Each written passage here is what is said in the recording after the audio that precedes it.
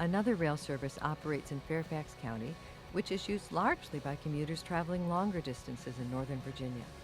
The Virginia Railway Express serves two rail lines originating in Manassas and Fredericksburg that travel to and from Washington, D.C. The Virginia Railway Express, known as VRE, has several stations in Fairfax County, including the Burke Center Station, the Rolling Road Station, and the Backlick Road Station on the Manassas line, and the Lorton Station and the Franconia-Springfield Station on the Fredericksburg line. Passengers at Lorton and Burke Center stations can get to Tysons by transferring to Fairfax Connector routes 494 and 495. Free parking is available at most stations, and direct transfers can be made on both VRE lines to Metrorail, Metrobus, and Fairfax Connector service.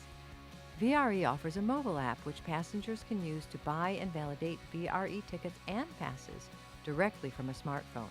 For more information about the Virginia Railway Express, visit www.vre.org or call 1-800-RIDE-VRE. The TTY number is 703-684-0551.